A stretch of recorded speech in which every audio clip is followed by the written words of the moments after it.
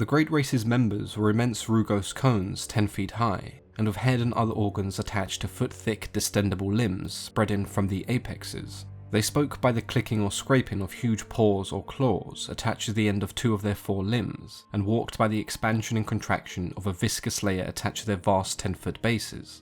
There is no doubt that the world created by Howard Phillips Lovecraft is full of mysterious creatures and entities, and there is just so many that we can discuss.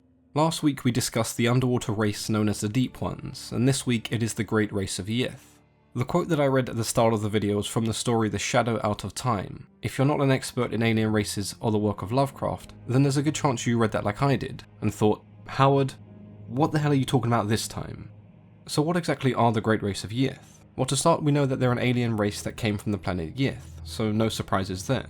There isn't much said about their original form or appearance, but we do know that they had the extremely useful skill of being able to project their consciousness across time and space, making them capable of swapping bodies with other species. This process was used by the Yith as a way of gathering knowledge and experiencing the life of other species, while the host would experience the life of a Yith. When this process was finished, the memories of the host would be completely wiped, but some would still experience these memories through vivid dreams and nightmares. Just so we don't have to keep calling them the Great Race of Yith this entire video, they were also referred to as the Yith and the Yithians. So the Yithians would eventually end up fleeing their home planet and end up swapping bodies with a primitive species living on Earth. They then continued to grow and acquire knowledge for millions of years, until they felt confident enough to go to war with the other species living on our planet, the flying polyps and the elder things. They would eventually best the flying polyps by trapping them under the Earth's surface. However, in their great hindsight, the Yith saw that the flying polyps would return one day and destroy them, so they switched minds and bodies with a race of primitive beetles that were set to outlast humanity.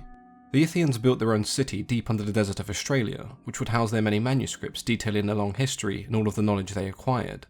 So to get the details, we can look at Lovecraft's story The Shadow Out of Time, which was published in June 1936, and tells the story of the Great Race of Yith. Here the Yithians are described as originally being a peaceful species, whose purpose was to study the history of the universe at various times and places. They were essentially creating this library city full of the past and future history of dozens of different species.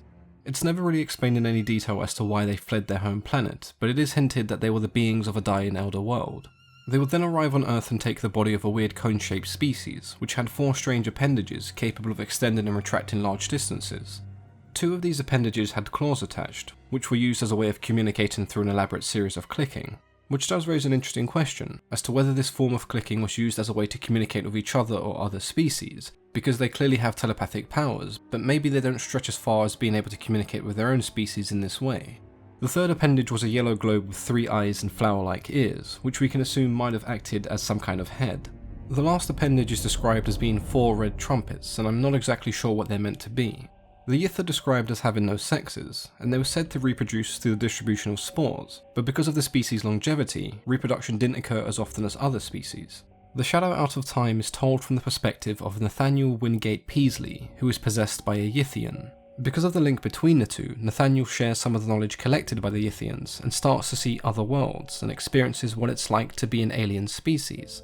When he returns to his own body, those around him believe him to be insane, and Nathaniel is inclined to agree, believing that the dreams he's experiencing are a sign of mental illness. The dreams become more and more vivid over time, and after doing some research, Nathaniel finds out there are others just like him, reporting similar cases. These dreams soon become an obsession as he searches for the ancient manuscripts that would help prove that he isn't insane.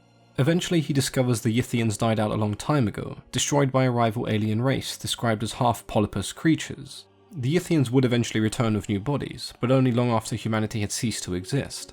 Now faced with the proof and answers that he desired, Nathaniel is no better off than he was before. He may have found evidence of the Yith's existence, but with that comes the realization that the species that destroyed them still inhabits our planet.